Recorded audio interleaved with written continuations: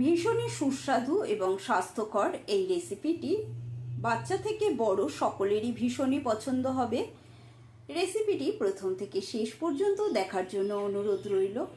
নমস্কার বন্ধুরা, happy with Gopa kitchen cooking এর আরও একটি নতুন পর্বে জানাই তোমাদের সকলকে স্বাগতম। প্রথমেই হাঁড়িতে জল গরম বসিয়েছি, গরম জলটা ফুটতে শুরু করেছে। এবারে এই ফুটন্ত গরম জলের মধ্যে দিয়ে দেবো আমি 2টো তেজপাতা। এখানে 500 বাসমতি চাল আধ ঘন্টা ভিজিয়ে রেখেছিলাম, ভেজানোর পরে জলটা ঝরিয়ে নিয়েছি। এবারে চালটা হাঁড়ির মধ্যে ঢেলে দেব। এখানে নিয়েছি কিছুটা চিকেন, বোনলেস চিকেন, নিয়েছি চিংড়ি মাছ অল্প করে, আর নিয়েছি 2টো ডিম। একটা মিক্সার জার নিয়েছি, মিক্সার জারের মধ্যে দিয়ে দিচ্ছি এক টুকরো আদা, 6-7 কোয়া রসুন দিয়ে দেবো, 4টে কাঁচা লঙ্কা, ঝালটা সবসময় নিজেদের পরিমাণ বুঝে ব্যবহার করবে, আর দিয়ে দেবো 8-10টা গোলমরিচ। সমস্ত উপকরণ একটা মিহি পেস্ট বানিয়ে নেব। সমস্ত উপকরণ পেস্ট করে নেওয়া হয়ে গেছে। এবারে চিকেনটা ম্যারিনেট করব। তার জন্য নিয়েছি এখানে বড় চামচের 1 চামচ টক দই নিয়েছি। টক দইটা ভালো করে ফেটিয়ে নিয়েছি। এবারে দিয়ে দেবো এর মধ্যে আদা, রসুন, কাঁচা লঙ্কার গোলমরিচের পেস্ট, দিয়ে দেব স্বাদ অনুসারে লবণ, আর কিছুটা কাঁচা সর্ষের তেল। সমস্ত উপকরণ দিয়ে চিকেনটা ভালো করে ম্যারিনেট করে নিতে হবে। এবারে চিংড়ি মাছটুকু ম্যারিনেট করে নেব। তার মধ্যে চিংড়ি মাছের মধ্যে দিয়ে দিলাম স্বাদ অনুসারে লবণ, দিয়ে দেবো এর মধ্যেও আদা, রসুন, কাঁচা লঙ্কার গোলমরিচের পেস্ট, এর মধ্যেও একটু সামান্য সর্ষের তেল দিচ্ছি, দিয়ে চিংড়ি মাছটাও ম্যারিনেট করে রাখবো। ভাতটা ফুটতে শুরু করেছে, নামানোর আগ দিয়ে দিচ্ছি 1 চামচ ভিনিগার। দেখো অল্প সেদ্ধ হয়ে গেছে, ফুল সেদ্ধ করিনি, হালকা করে সেদ্ধ করে নিয়েছি। এবারে ভাতটা নামিয়ে নেব। গ্যাসে একটা কড়াই বসিয়েছি, কড়াইয়ের মধ্যে দিয়ে দিচ্ছি 1 গ্লাস জল। তাড়াতাড়ি রান্নার সুবিধার জন্য আমি এর মধ্যে দিয়ে দিচ্ছি গাজরটা। গাজরটা আমি একটু সেদ্ধ করে নেব, বেশি সেদ্ধ করব না, হালকা করে একটু সেদ্ধ করে নেব। এখানে 2 চামচ গুঁড়ো দুধ নিয়েছি। গুঁড়ো দুধটা একটু উষ্ণ গরম জল দিয়ে গুলিয়ে নেব। 2 ফোঁটা ফ্রুট কালার, এটা তোমাদের পছন্দ হলে দেবে, না দিলেও চলবে। আর যদি বাড়িতে জাফরান থাকে সেটাও দিতে পারো। আমার কাছে জাফরানটা ফুরিয়ে গেছে, সেই জন্য আমি ফুড কালার দিয়েই করছি। এতে কালারটা বেশ সুন্দর হয়, সেই জন্যই দিলাম। এতে করে পোলাওয়ের কালারটা সুন্দর হবে, সেই জন্য আমি ফুড কালারটাও ব্যবহার করলাম। গাজরটাও হালকা করে সেদ্ধ করে নেওয়া হয়ে গেছে। এবারে গাজরটা জলটা আমি সেঁকে নেব, কিন্তু এই জলটা আমি ফেলে দেব না, জলটা রেখেই দেব। এখানে 2টো ডিম ফাটিয়ে নিয়েছি। এবার ডিম দুটোর মধ্যে দিয়ে দিচ্ছি পরিমাণ মতো লবণ দিয়ে এবার এটা গুলে নেব। এবার একটা কড়াই বসিয়েছি, কড়াইয়ের মধ্যে দিয়ে দিচ্ছি সর্ষের তেল। এবার এই তেলের মধ্যে ভেজে নেব আমি কাজু আর কিশমিশ। আমি সর্ষের তেল দিয়ে করছি, তোমরা চাইলে সাদা তেল দিয়েও করতে পারো, তবে আমি সম্পূর্ণ ঘরোয়া পদ্ধতিতে এই পোলাওটা বানাচ্ছি। এবারে কাজু কিশমিশটা নামিয়ে নেব। এবারে যে বাকি তেলটুকু রয়েছে সেই তেলের মধ্যেই আমি ডিমটার ভুজি বানিয়ে নেব।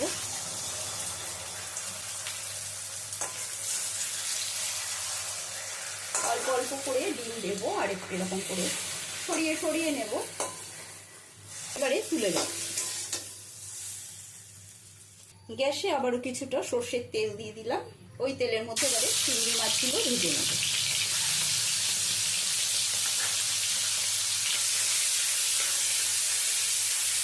চিংড়ি মাছগুলো ভাজা হয়ে গেছে, এবারে তুলে নেব।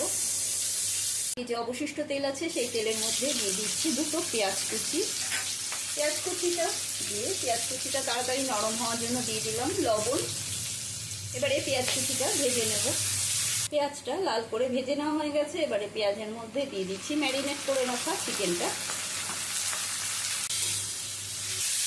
চিকেনটা যে এরকম হালকা ভাজা হয়ে আসবে তখনই আমি এর মধ্যে দিয়ে দেব 1/2 চামচ জিরে গুঁড়ো। তোমরা চাইলে ধনে গুঁড়োরও ব্যবহার করতে পারো, আমি আর ধনে গুঁড়োর ব্যবহার করলাম না। জিরে গুঁড়োরই ব্যবহার করলাম। যদি ইউটিউব চ্যানেলে নতুন বন্ধু হয়ে থাকো তবে চ্যানেলটি সাবস্ক্রাইব করে নেওয়ার অনুরোধ রইল। পাশে থাকা বেল আইকনটা প্রেস করে দেবে যাতে আমার রান্নার নিত্য নতুন নোটিফিকেশনগুলো সবার আগে তোমাদের মোবাইলে পৌঁছে যায়। আর যদি ফেসবুক থেকে দেখে থাকো তবে পেজটি ফলো করার অনুরোধ রইল। চিকেনটা একটু ভাজা ভাজা হয়ে এলে এবারে এর মধ্যে আমি দিয়ে দেবো ধোয়া জলটা। তার জন্য ঢাকাটা বন্ধ করে দেবো চিকেনটা সেদ্ধ হওয়ার জন্য। ঢাকাটা বন্ধ করে দিলাম। গ্যাসের স্টিমটা লো টু মিডিয়ামে রেখেছি। কিছুক্ষণ বাদে ঢাকাটা সরিয়ে নিলাম। দেখো ওপরে তেলটা ভেসে এসেছে, চিকেনটাও সেদ্ধ হয়ে গেছে, একদম সেদ্ধ হয়ে গেছে। এবারে গ্যাসে একটা কড়াই বসিয়েছি, কড়াইটা গরম হয়ে গেছে। এবার কড়াইয়ের মধ্যে দিয়ে দিচ্ছি 2 চামচ মতো সর্ষের তেল।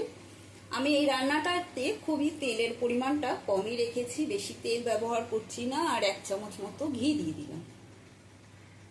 তোমরা তোমাদের পছন্দ মতো তেল আর ঘিটা ব্যবহার করবে।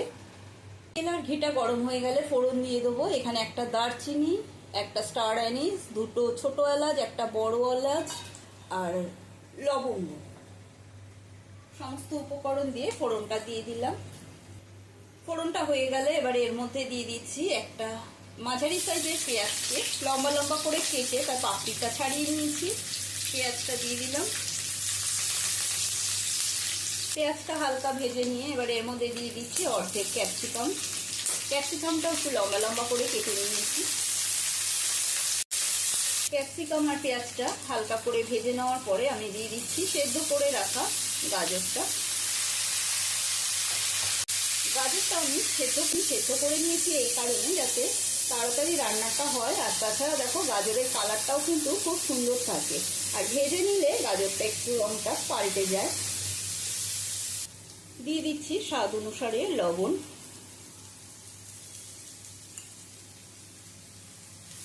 লবণটা দিয়ে ভালো করে নেড়ে রাখা চিংড়ি মাছগুলো দিয়েও একটু নেড়ে ছেড়ে নেব। এবারে এক এক করে সমস্ত কিছু দিয়ে দিতে হবে। এর মধ্যে দিয়ে দেবো চিকেনটা।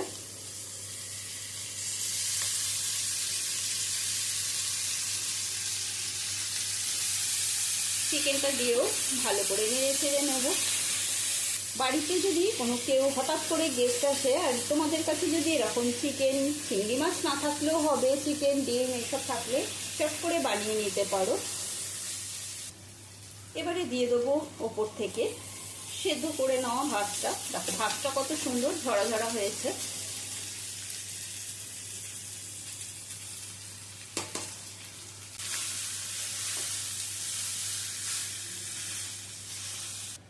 ওপর থেকে দিয়ে দিচ্ছি 1 চামচ চিনি। এটা অপশনাল, তোমাদের পছন্দ হলে দেবে, না দিলেও চলবে। এবারে দিয়ে দেবো আমি এর উপরে স্বাদ অনুসারে লবণ। দিয়ে দিচ্ছি কাঁচা লঙ্কা কুচি, ভেজে রাখা কিশমিশ, কাজু, ডিমের ভুজিটাও দিয়ে দেবো।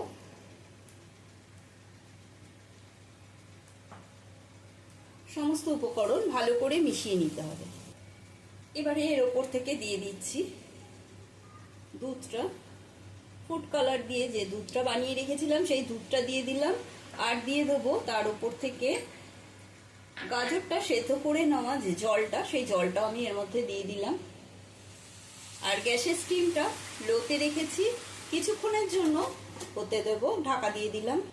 5 মিনিট বাদে ঢাকাটা সরিয়ে নিচ্ছি। এবারে এর ওপর থেকে আমি দিয়ে দেব গোলাপ জল 1 চামচ দিয়ে দিচ্ছি। এটা অপশনাল, তোমাদের পছন্দ হলে দেবে, না দিলেও কোনো অসুবিধা নেই, তবে দিলে একটু বেশি ভালো লাগে সেই জন্য আমি দিলাম। এবারে ভালো করে নেড়ে চেড়ে নেব, একেবারে নিচ থেকে ওপর পর্যন্ত নেড়ে নিতে হবে। এবারে ওপর থেকে দিয়ে দেবো আমি কিছুটা ধনেপাতা কুচি। আজকে বানালাম মিক্সড রাইস, ভীষণই হেলদি এই রেসিপিটি। আশা করি তোমাদের সকলেরই ভালো লেগেছে। ভালো লাগলে প্রত্যেকবারের মতো কমেন্ট করে জানাবে। একটা লাইক দিয়ে দেবে আর বেশি বেশি করে শেয়ার করবে। তো আবারও নতুন কোনো রেসিপি নিয়ে হাজির হব। সুস্থ থাকবে, ভালো থাকবে, ধন্যবাদ।